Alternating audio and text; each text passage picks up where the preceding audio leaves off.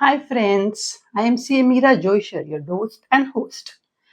जैसे ही ये income tax return filing season आती है, all my salaried friends and family approach me asking कि हम इतना टैक्सेस पे करते हैं, क्या इसको बचाने का कोई तरीका नहीं है? ये बिजनेस वाले तो हमसे ज्यादा कमाते हैं और टैक्सेस हमसे पे कम पे करते हैं, तो क्या हमें टैक्स बचाने का कोई तरीका नहीं? हम इतना कंसल्टेशन के बारे में आजकल सुन रहे हैं, क्या उससे टैक्स बचत होती है? तो चलो आज सैलरी वर्सेस कंसल्टेशन के टैक्स कंपैरिजन को लेकर आपको गाइड करती हूँ।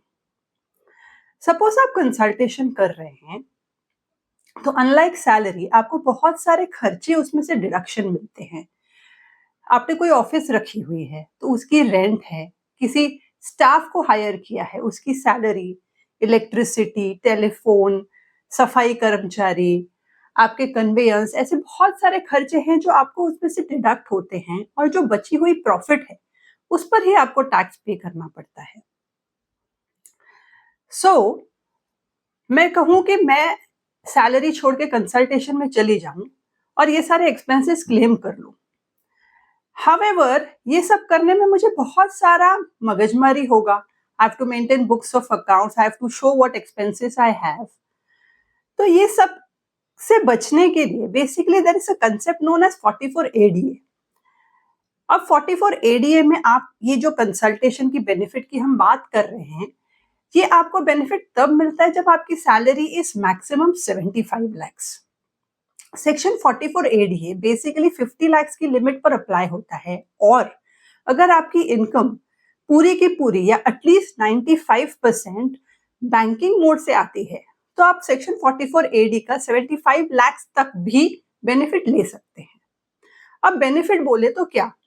बेनिफिट यानी कि if I am offering a consultation for से 75 लाख रुपीस, तो 50% ऑफ माय इनकम गवर्नमेंट बोलती है कि वो प्रिज्यूम करती है कि वो एक्सपेंडिचर रहे होंगे, और उन एक्सपेंडिचर के लिए आपको कोई books of account, vouchers maintain करने की जरूरत नहीं होती है। जो मेरा सेकेंड हाफ है, दैट इज माई प्रॉफिट 50%, उस पर मुझे आउटराइट जाके टैक्सेस पे करने हैं, तो सीधे सीधे 50% टैक्सेस बच गए, राइट? और इंटरेस्टिंग भी बहुत लग रहा होगा आपको। ऐसा लग रहा होगा कि अभी एम्प्लॉयर को अप्रोच करूं और मेरे को सीधा कंसल्टेशन पे स्विच करा लूं।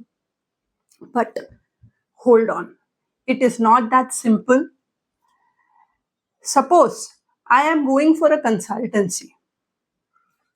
मैं अगर 20 लाख के ऊपर कंसल्टेंसी इनकम कमा रही हूं, मुझे जीएसटी एप्लीकेबल हो जाता है।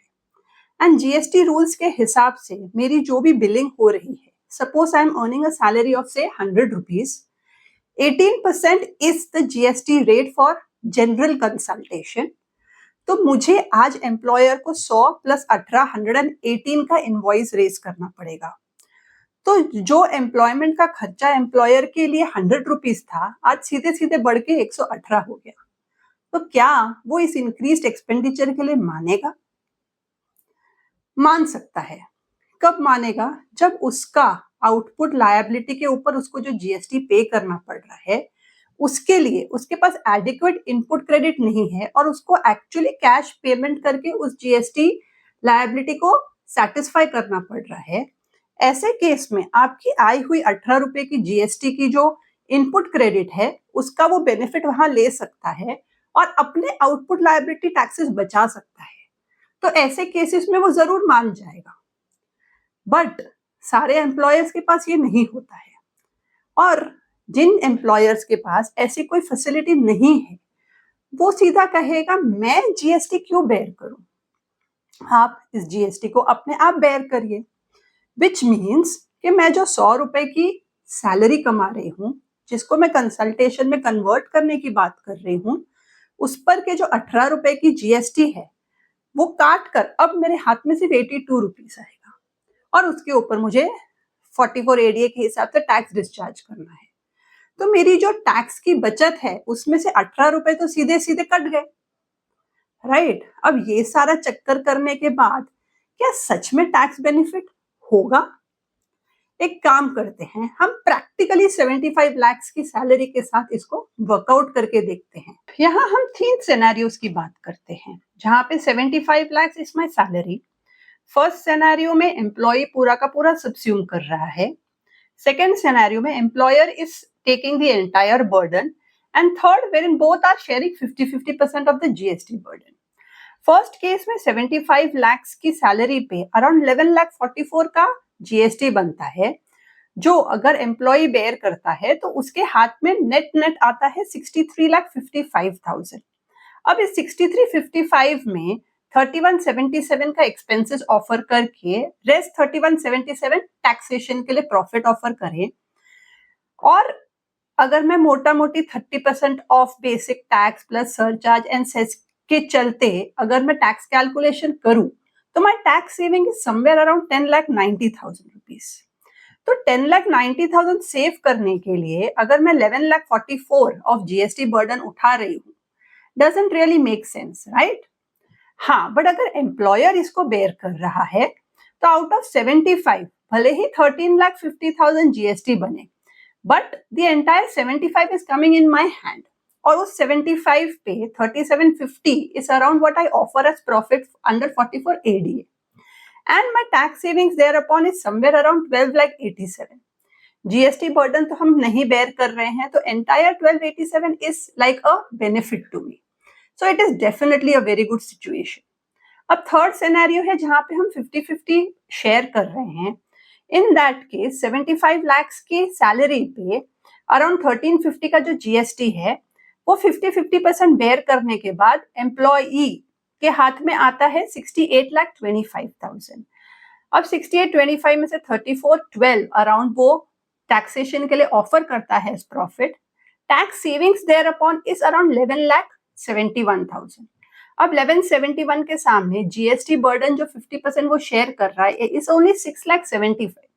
So still he is making a profit of 4,96,000. So considering all this, if my employer is sharing a good amount of GST burden, is where I make profit. तो अब आप समझे कि ये कंसल्टेशन के चक्कर में पड़ के फायदा तब तक है जब तक आपका एम्प्लॉयर या तो पूरा या तो कुछ पार्ट ऑफ जीएसटी बर्डन लेने को तैयार है। अदरवाइज तो आपके हाथ में एक्चुअली कुछ नहीं आता, आप आपके हाथ से खो रहे हैं। हावेवर अगर आपको जो फायदा हो भी रहा है उसकी एग्जैक्ट कैलकुलेशन करनी जरूरी है। मैं कुछ अमाउंट के लिए इतना कुछ दाव पे रख रहा हूं। सबसे पहले तो मुझे जीएसटी कंप्लायंसेस के चक्कर काटने पड़ेंगे। सेकेंडली पीएफ और ये सारे मेरे जो एचआरए वगैरह बेनिफिट्स मुझे एम्प्लॉयमेंट में मिल रहे हैं वो चले जाएंगे। एंड सबसे इंपॉर्टेंट, मैं खुद अपनी नौकरी स्टेक पर रख रहा हूँ। आप सब जानते हो कि व्हेनेवर ले ऑफ्स आर देयर, सबसे पहले नंबर कंसल्टेंट्स का लगता है। तो अनलेस मेरी पोजीशन ऑर्गेनाइजेशन में इतनी स्ट्रांग है कि मुझे इन सब चीजों के बारे में फिक्र करने की जरूरत नहीं है, और मुझे ईयरली एक्चुअली कोई हेफ्टी अमाउंट ऑफ टैक्सेस मेरे हाथ में बच रहे हैं, in that case decision of going for consultancy is really wise, but otherwise it is a foolish decision. Make proper calculations. जो फिगर्स आपको बताए वो एक एडहॉक कैलकुलेशन था। इसमें आपके केस में प्रिसाइज कैलकुलेशन करनी आपके लिए ज्यादा जरूरी है। किसी भी चीज की हेल्प लगे तो CA Meera Joisar is just message away, and otherwise आपके आसपास में कोई और चार्टर्ड अकाउंटेंट भी आपके लिए ये काम करके दे सकता है। I am here to guide you always. Upcoming budget में भी आपके लिए कोई अच्छी न्यूज होने की शक्यता है, and I will be back with the budget decoding. Stay tuned. आज की वीडियो आपको अच्छी लगी हो तो आपके फ्रेंड्स, फैमिली एंड कलीग्स के साथ जरूर शेयर करिएगा। Stay tuned to my channel for all helpful and guiding videos. Bye-bye.